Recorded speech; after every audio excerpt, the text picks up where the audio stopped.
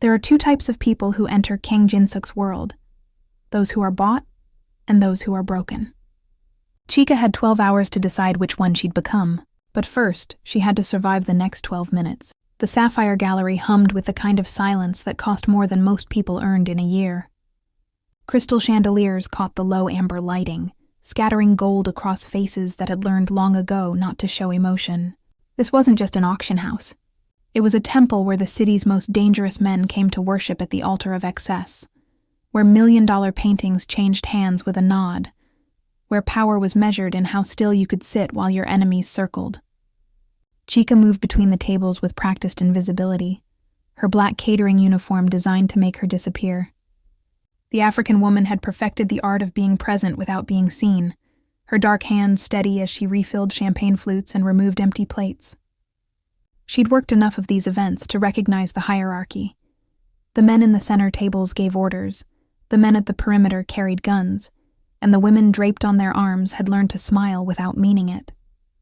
Then Kang Jin-suk walked in, and every head turned. The Korean man moved like violence wrapped in a Tom Ford suit, his sharp features carved from ice and arrogance. 2 bodyguards flanked him, but it was the designer baby carrier he held that made Chika's breath catch.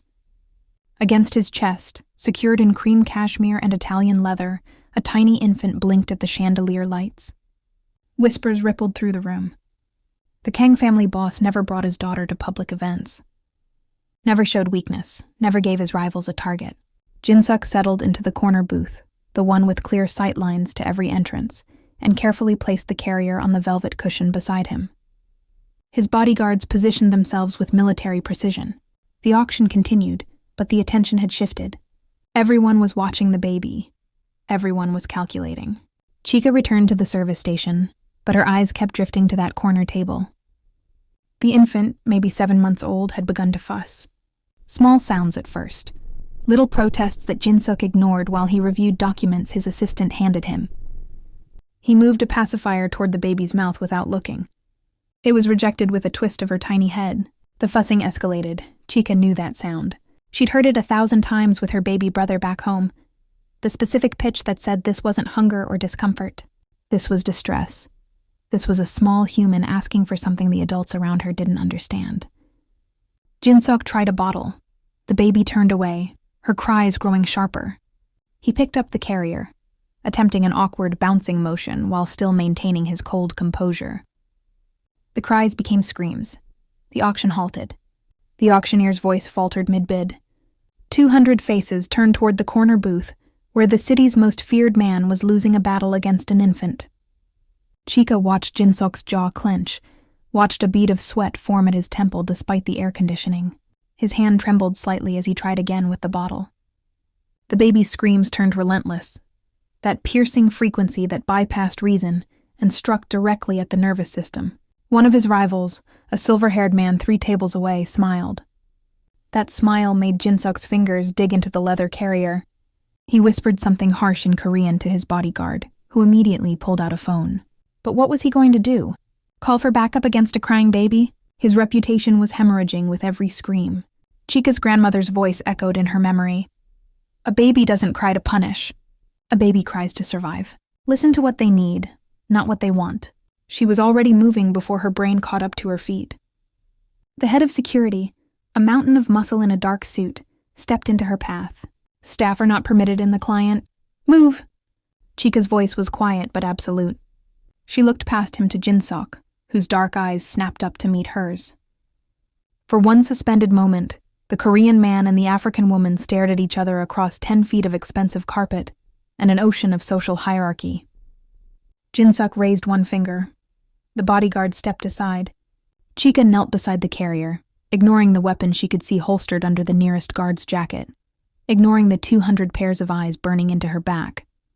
The baby's face was red, her tiny fists clenched, her whole body rigid with misery. "Hey, little one," Chika murmured, her voice dropping to that low register her grandmother had taught her. She didn't touch the baby immediately. Instead, she placed her palm flat on the carrier, letting the warmth of her skin seep through the fabric. "I know, everything's too loud, isn't it?" Seo-yun's scream stuttered for half a second. Her wet eyes found Chika's face. Chika began to hum.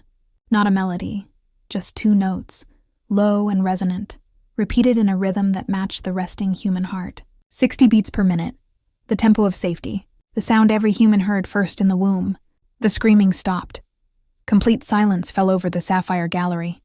Not the expensive silence of before, but the shocked silence of witnessing the impossible. Chica carefully lifted the baby from the carrier, bringing her against her chest, right over her heart. Seo-yoon's rigid body went soft. Her tiny hand clutched the lapel of Chica's uniform. The humming continued, and the baby's eyes began to drift closed, her breathing evening out into the deep rhythm of sudden, profound relief. "What did you do?" Jin-suk's voice was barely above a whisper, but it carried the weight of a man whose entire worldview had just fractured. "She needed to remember she's safe," Chica said simply, still swaying in that gentle rhythm. The world is loud for someone so small. She just needed to hear something steady. She carefully transferred the now sleeping baby back to the carrier, her dark hands gentle against the cream cashmere. Seo-yoon sighed in her sleep, a sound of pure contentment. Chica straightened, suddenly aware of every eye in the room on her, suddenly aware that she'd just done something that could be interpreted as brave or monumentally stupid depending on the Korean man's mood. "Return to your duties."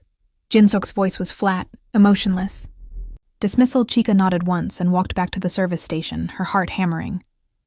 Behind her, the auction resumed, but she could feel his gaze following her across the room, heavy as a physical touch.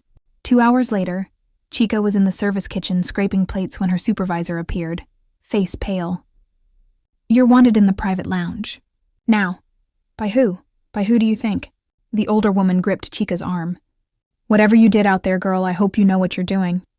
The private lounge was all dark wood and leather, designed for conversations that required discretion. Jin-suk stood by the window, his back to the door, his suit jacket draped over a chair. The white shirt underneath pulled across his shoulders as he turned.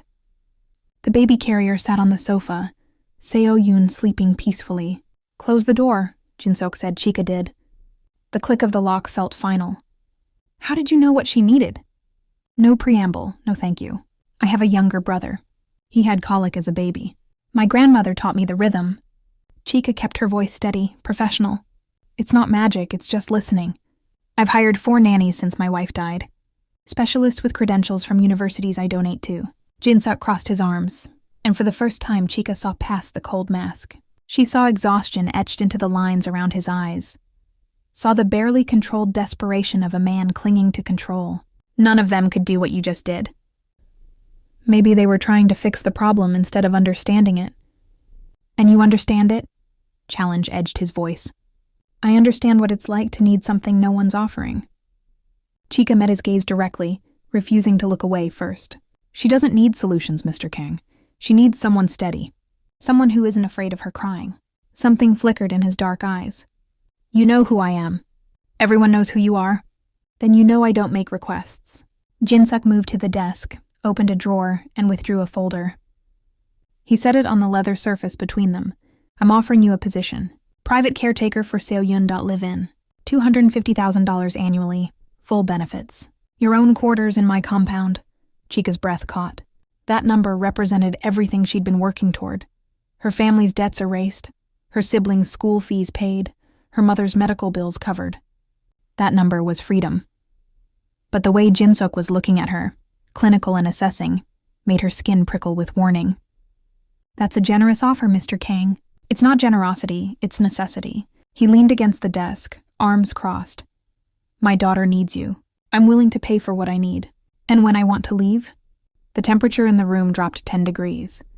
"No one leaves my employment without my permission." Jin-suk's voice didn't rise, didn't threaten. It simply stated fact. "But I'm not a jailer, Chica. 2-year contract. After that, you're free. I'll even fund whatever business venture you want to pursue. No strings." He'd used her first name. Somehow that felt more intimate than anything else. "I need time to think about it." "You have 24 hours. Jin-suk pushed off the desk, moving closer. He smelled like expensive cologne and something darker, something that reminded Chica of gunpowder. "But understand something. I'm giving you a choice because you gave my daughter peace. Don't mistake that for weakness." Chica's grandmother had taught her to recognize predators. They came in many forms, but they all shared one trait. They circled what they wanted, patient and relentless, until the prey had nowhere left to run. Kang Jin-seok wasn't circling. He was standing completely still, waiting for her to walk into the trap herself. "I'll give you my answer tomorrow," Chika said, moving toward the door. "Chika," her name stopped her with her hand on the handle. "You asked what happens when you want to leave. Let me ask you something. What happens when I can't let you go?" She looked back. The Korean man stood silhouetted against the window, the city lights behind him casting his face in shadow. But his eyes caught the light, and in them Chika saw something that terrified her more than any threat. She saw need. Chika left the Sapphire Gallery at midnight, her mind spinning. She took 3 buses to her small apartment in the South End, where her roommate was already asleep. She sat on her narrow bed and called her mother in Lagos. "Mama, I need advice." Her mother's warm voice crackled over the connection. "What is it, my daughter?" Chika explained everything. The crying baby, the impossible job offer, the dangerous man who'd looked at her like she was the solution to a problem he couldn't solve any other way. Silence stretched across the miles. "Chika," her mother finally said, "men like that don't offer. They take. If you say no, what will he do?" "He said I have a choice. And if you walk away, will your choice stay yours? Or will he find another way to make you his?" Chika closed her eyes. "You think I should say yes? I think you already know what you'll do. I'm just asking, when you say yes, will it be because of the money or because of the baby?" Chika thought of Seo Yoon's tiny hand clutching her uniform. Thought of the way the baby's screams had stopped the moment she felt a steady heartbeat. Thought of Jin-seok's barely concealed desperation when he'd asked how she'd known what his daughter needed. "Both," she whispered. "Then go with your eyes open, daughter. Men like that will take everything if you let them. Don't let them." 3 days passed. Chika returned to her regular jobs, catering events during the day, nursing home night shifts. She convinced herself she could walk away from Jin-seok's offer. She'd survived this long without his money. Then the envelope arrived, no return address. Just her name written in elegant script. Inside, a single photograph. Her mother, her 2 younger siblings, and her baby brother standing outside their small house in Lagos. The timestamp read yesterday. Beneath the photo, a handwritten note in perfect English. "They are safe. They will remain safe. The choice has always been yours, but now you understand the stakes. You have 8 hours." KJ Chika's hands shook. He'd been watching, arranging, controlling from the shadows while she'd pretended she still had power. She grabbed her phone, looked up the address from the business card he'd slipped into the folder. An hour later, she stood outside an upscale car dealership in the financial district, Kang Motors, the legitimate front for his empire. Security tried to turn her away. She made enough of a scene that they had no choice but to call upstairs. 5 minutes later, she was in an executive office that overlooked the city, facing Jin-seok across a mahogany desk. "You sent people to watch my family." Her voice shook with rage. "I sent people to protect them." Jin-seok set down the pen he'd been using. "There's a difference. You manipulated me." "I ensured you'd make the right choice." He stood, circling the desk, for everyone. "This isn't a choice," Chika's voice cracked. "This is coercion." "Yes." No apology in his tone, "it is." The honesty knocked the wind from her lungs. Jin-seok moved closer, and for the first time since she'd met him, the mask cracked. She saw the exhaustion, the barely contained desperation, the fracture lines in his control. "I'm a monster, Chika." His voice dropped low. "I know exactly what I am. I've built an empire on violence and fear. I've done things that would make you run screaming if you knew the details. But my daughter," his voice actually broke. "Seo Yoon is the only innocent thing left in my world. And she's suffering because I can't be what she needs." He pulled out his phone, turned it toward her. Video footage played. Seo Yoon in a pristine nursery, screaming while 3 different women tried and failed to calm her. Hours of footage. The baby's face red and desperate, her tiny body rigid with distress. 5 nannies have quit. The 6th is on medication for anxiety because of the crying. My daughter spends 12 hours a day in distress, and Jin-seok's hand clenched around the phone. "I can't fix it. I can end rival families. I can move millions in minutes, but I can't stop my own daughter from crying." Chika stared at the video, her heart breaking for the baby. For this small human who just needed something her powerful father couldn't give. So you decided to force me to care for her? I decided to do whatever it took to save her. Jin-seok's dark eyes met hers. Even if it makes me more of a monster than I already am. The terrible thing was, Chika understood. In his position, desperate and powerless, how far would she go to protect someone she loved? $300,000, Jin-seok said quietly. 2-year contract. After that, you're free. I'll fund your business, whatever you want to do, no strings attached. Your family will be protected and supported throughout. I'll relocate them here if you want. Set them up in a safe neighborhood. Pay for your siblings' education. He was offering her everything she'd ever needed. Everything she'd worked 3 jobs trying to build toward. And if I say no, then I'll find someone else. And Seo-yoon will continue to suffer because I was too proud to beg. Jin-seok's jaw tightened. So I'm begging Chika, not as the man who controls this city. As a father who's failing his daughter. Help her, please.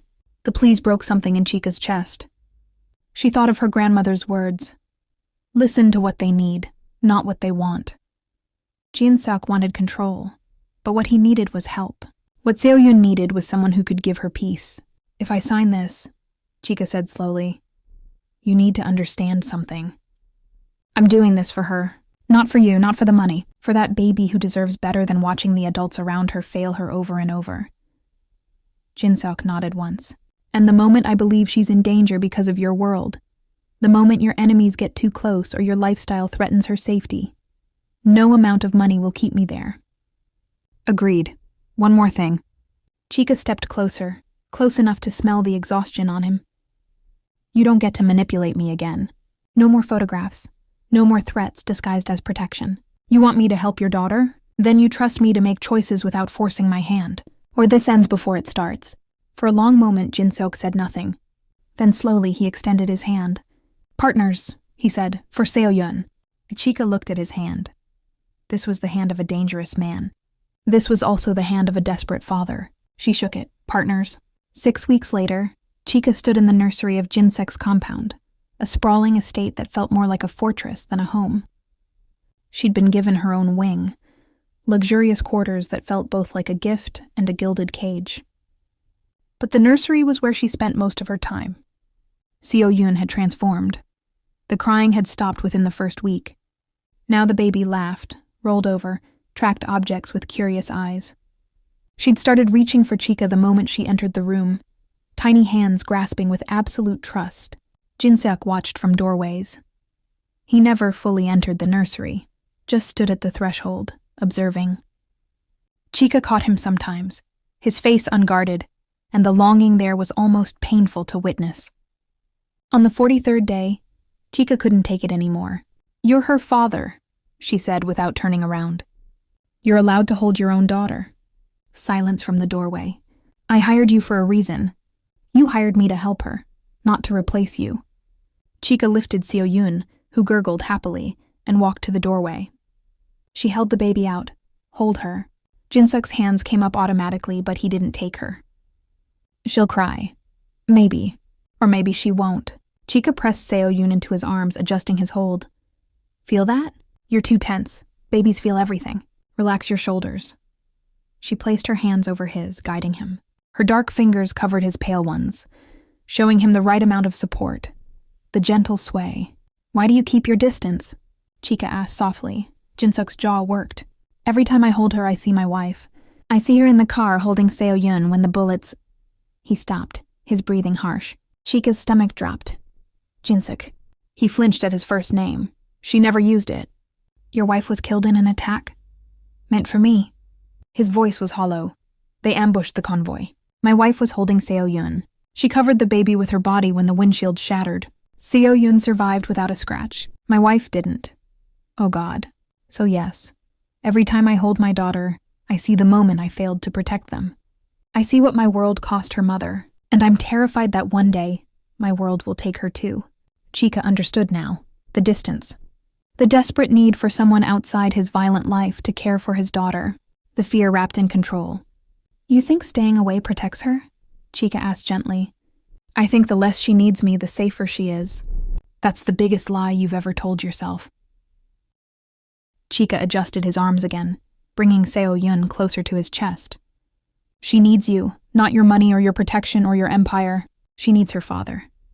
And if you keep treating her like a bomb that might explode, you'll lose her anyway. Seo-yun, as if sensing the emotion, reached up and grabbed Jin-seok's collar. Her tiny fist clenched the expensive fabric, and she made a small sound. Not distress, but curiosity. Jin-seok looked down at his daughter, and something in his face broke open. "I don't know how to be her father without being the man I am," he whispered. "Then learn." Chika's hands tightened over his. "Let me teach you. Not how to make her stop crying, but how to be what she needs. Starting now." Over the next weeks, Chika became Jin-seok's teacher in ways she'd never anticipated.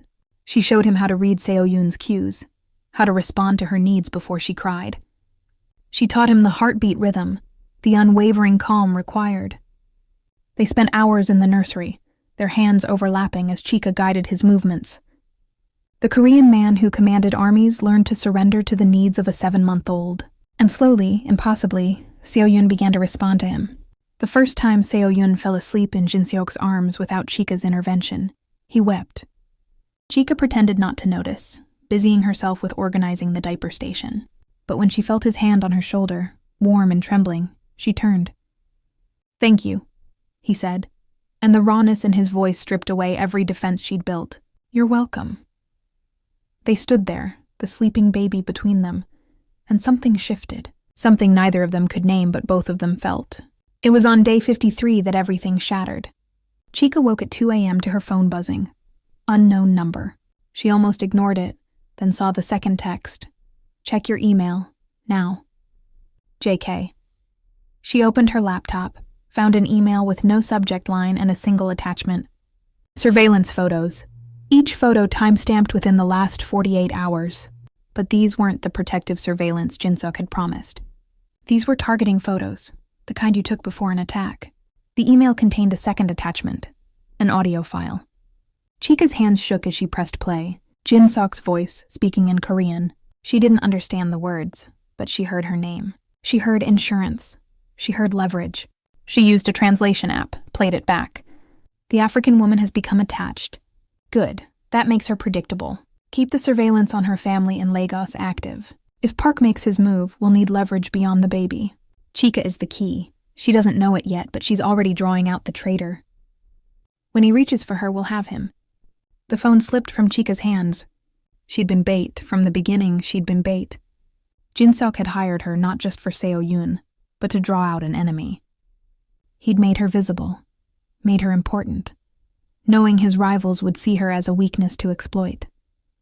And when they came for her, he'd be ready. But he'd never told her, never warned her. He'd let her believe she was safe while painting a target on her back. Chika was out of bed and down the hall before conscious thought caught up. She hammered on Jin-seok's study door. He opened it immediately, dressed but disheveled, as if he'd been expecting this. "You got the email. You used me." Her voice shook. "You used me and your daughter as bait." "Yes, no denial, no apology. There's a traitor in my organization," Jin-seok said flatly. "Someone feeding information to the Park family. They've been planning a move against me for months. The only way to draw them out was to give them a target they couldn't resist. Me? You and Seo-yun, I'm ending this tonight. The moment Park's man makes contact with my traitor, my team moves. By morning, the threat will be eliminated." "You're insane," Chika's hands clenched. "You put us in danger to catch a rat.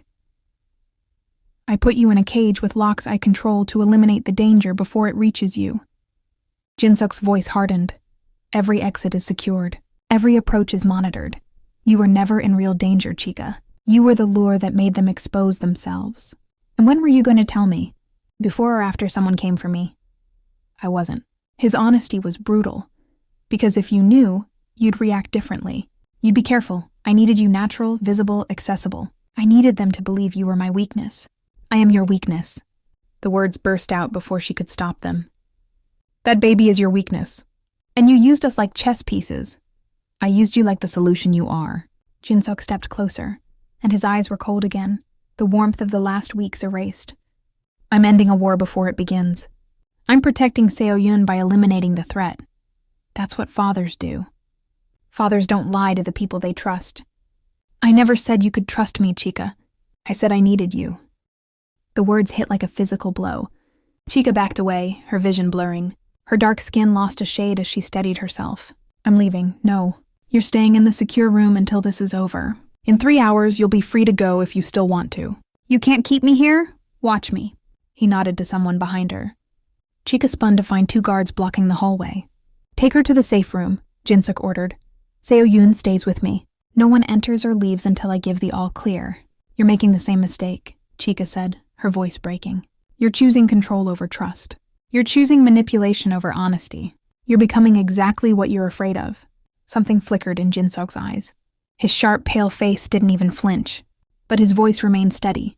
I'd rather be the monster who keeps her alive than the good man who gets her killed. Get her to safety. The guards moved. Chica didn't resist. What was the point? The safe room was a reinforced chamber deep in the compound. Luxurious, but unmistakably a cage. Chica sat on the leather sofa and waited, while somewhere above her, Jinsuk ended his war. She heard nothing. That was somehow worse. 2 hours and 17 minutes later, the lock disengaged. Jinsuk entered, and Chica's heart stopped. It's over, he said. The traitor is dead. Park's assassin is dead. The threat is neutralized. Congratulations. Chica's voice was hollow. You won, did I? Jinsuk moved to the bar, poured 2 fingers of whiskey, downed it. You're looking at me like I'm the monster I told you I was. So I'm not sure what I won. You won control. Isn't that what you wanted? I wanted my daughter safe. I wanted... He stopped, his jaw working. It doesn't matter what I wanted. Chica stood. I'm leaving. Jinsuk pulled a folder from his jacket, set it on the coffee table. The contract destroyed. You're released from all obligations. Your family will remain under protection. Real protection, not surveillance. Your business funding is already transferred. You're free. She stared at the shredded paper. Just like that? Just like that. Jinsuk poured another drink. I used you. I can't take that back. But I can let you go. What about Seo-yoon? Pain crossed his face. I'll find another way. I always do. Chica walked to the door, then stopped. You said you wanted to teach her better than what you are. But every choice you make proves you don't believe you can be better. You're so busy being the monster that protects her.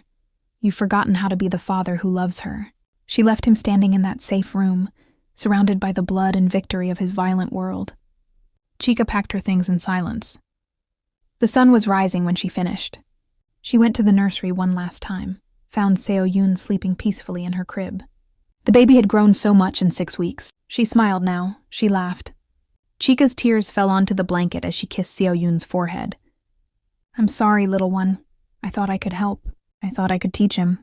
She turned to find Jinsuk in the doorway. I don't know how to be better, he said quietly.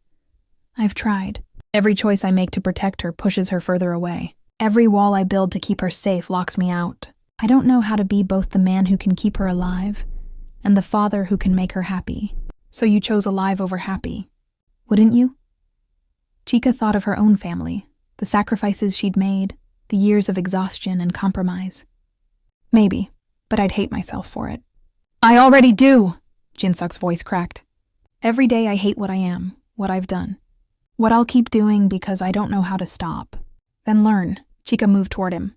Not alone. You've proven you can't do it alone. But you hired me because I knew something you didn't. I knew how to give her peace. Maybe there's someone who knows how to give you peace. Maybe there's help for monsters too. Why would you care? After what I did?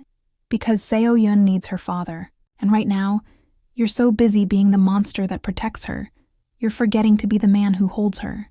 Jinsuk's control finally shattered. He sank against the doorframe, and the sound that came from him was barely human. Grief and exhaustion, and a desperate, clawing need for something he couldn't name. Chica made a choice. She crossed the room and took his hand in her dark one. I'll stay, she said, not because of the contract. Not because you manipulated me. Because you're trying. Against everything you are, every instinct you have, you're trying to be better for her. That matters. I'll fail again. Probably, but maybe next time you'll ask for help before you paint targets on people's backs.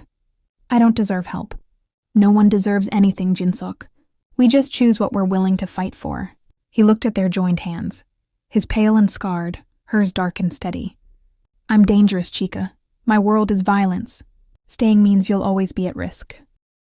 But in this moment, in this room, there was only peace. I should go, Chica said softly. Let you two have this. Stay, Jinsuk's voice was quiet.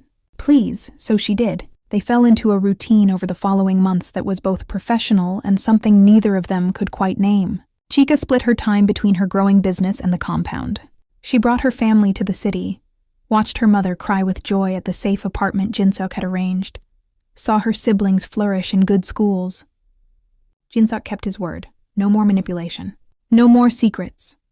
When threats emerged, and they did, because his world guaranteed it, he told her. They made decisions together about Seo-yun's security, about what risks were acceptable and what required action. He was learning to ask instead of command. She was learning to trust instead of guard, and Seo-yun thrived. She grew into a happy, laughing child who called Chika Mama Chi and had her father wrapped around her tiny finger.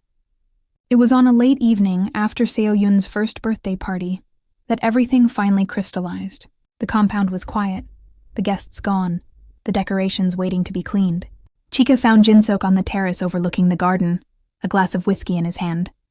"Successful party," she said, joining him at the railing. "You planned it perfectly." He glanced at her. "Thank you, teamwork."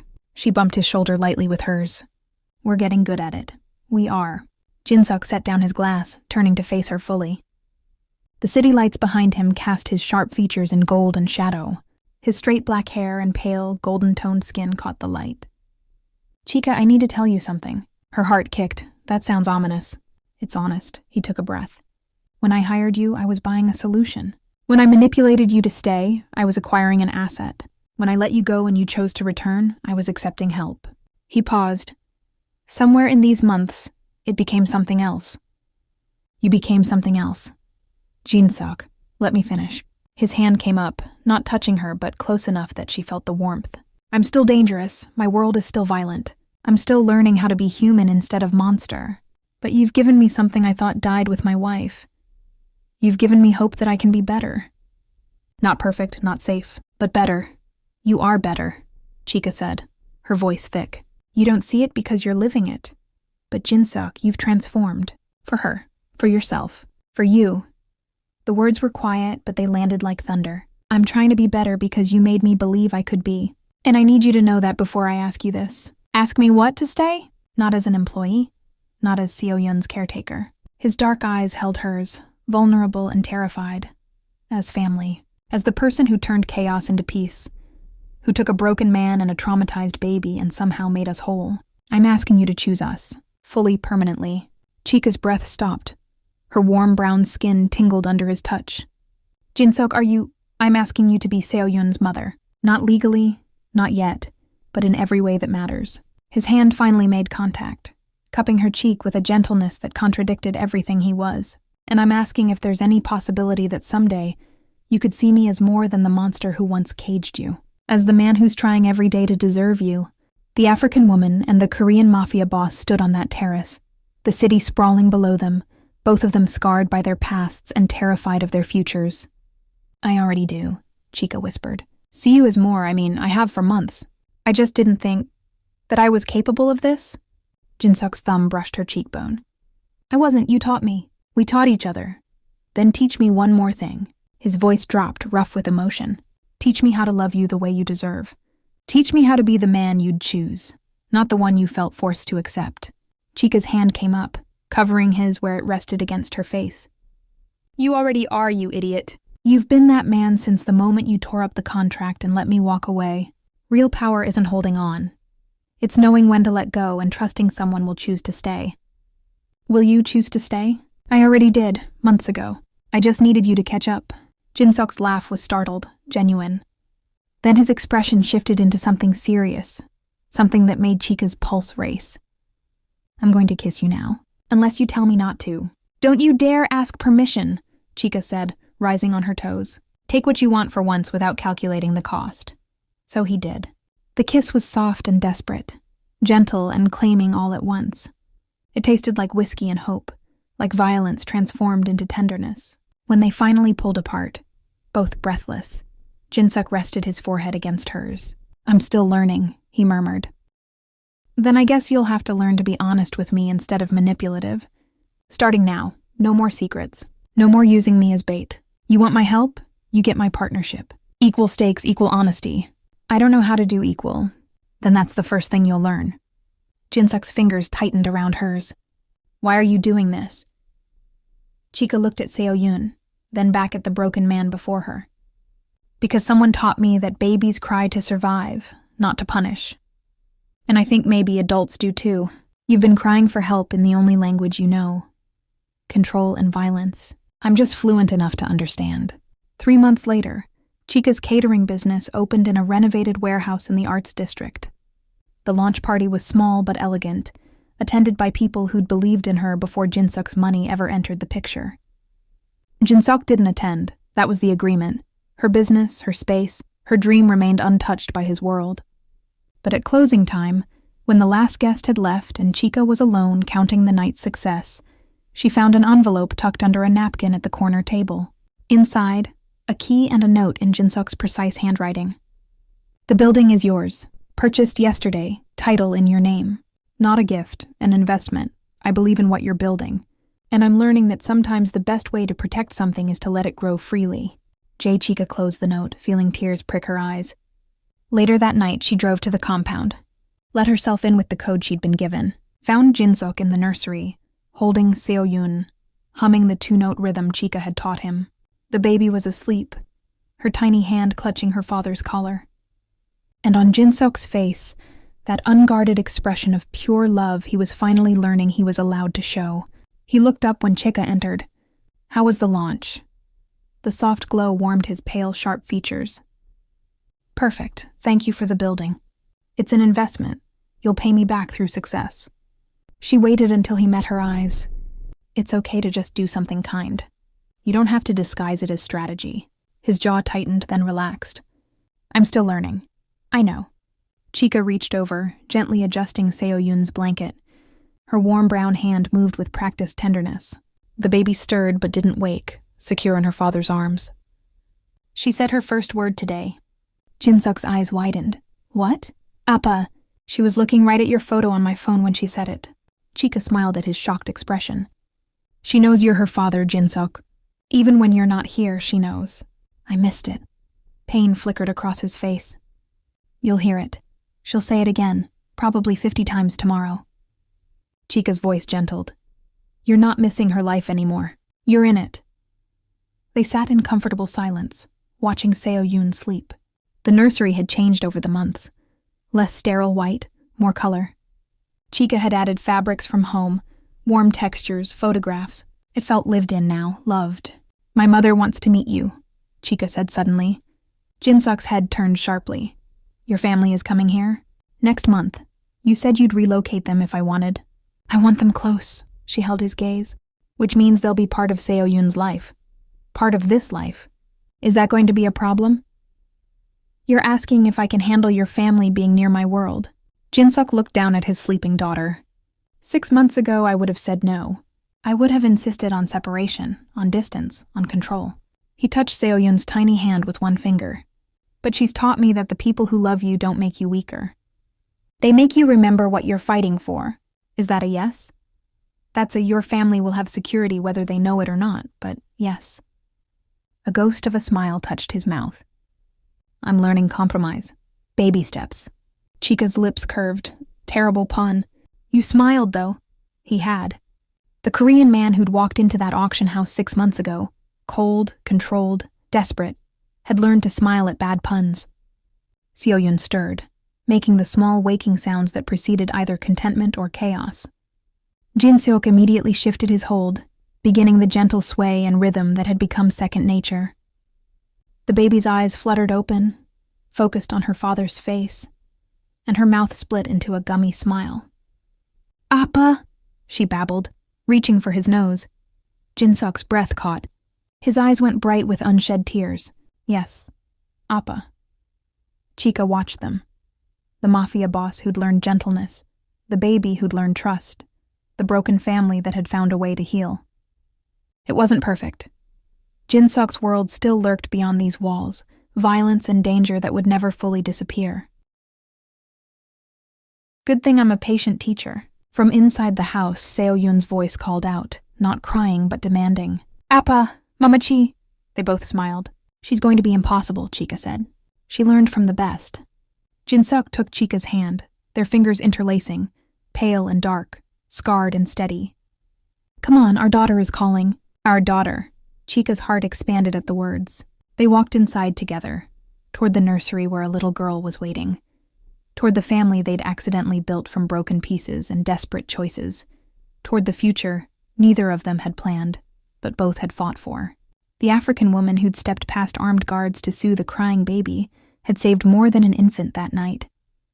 She'd saved a man who'd forgotten he could be saved. She'd saved herself by choosing courage over safety, connection over security.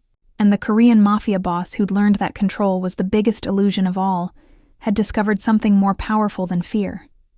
He'd discovered what it meant to be chosen, not because someone had no other option, but because they saw the monster and loved the man underneath anyway. 6 months later, Chica stood in her expanded catering kitchen, now a full restaurant and event space that had become the talk of the city. Her mother worked alongside her, teaching traditional recipes to eager staff. Her siblings visited weekly, thriving in their new schools. Jin-seok walked in at closing time, Seo-yun on his hip. The little girl squealed with delight, reaching for Chica. "Mama made cookies. Did you?" Chica took the offered bag of clearly store-bought treats. "These look delicious." "Appa helped," Seo-yun announced proudly. "I provided moral support and capital," Jin-seok said dryly. Chica laughed, kissing Seo-yun's cheek before meeting Jin-seok's eyes. The danger hadn't disappeared. His world still demanded vigilance, still required the cold calculation and controlled violence that made him who he was. But he'd learned to leave that world at the door, learned that being powerful didn't mean being alone, learned that the strongest armor was knowing when to take it off. "Let's go home," Chica said. Home, not his compound, not her apartment, home, where an African woman, a Korean man, and the child they both loved had built something impossible, a family forged not from blood or obligation, but from the radical choice to see each other's humanity and honor it, even when it was terrifying. The most dangerous thing Kang Jin-seok ever did wasn't eliminating rivals or building an empire. It was letting someone see him afraid and trusting them not to destroy him for it. The bravest thing Chica ever did wasn't stepping past armed guards or standing up to a mafia boss. It was staying when every instinct screamed to run, because she recognized that sometimes the person who needs saving is the one everyone else has given up on. And the miracle was this: they saved each other.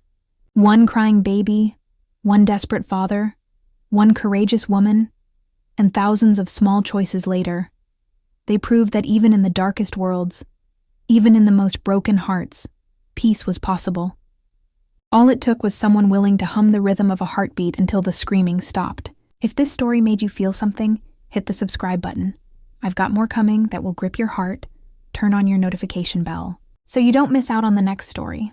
And smash that like button if you believe that sometimes the bravest thing you can do is let someone see you break and trust them to help you heal. What would you have done in Chica's place? Tell me in the comments.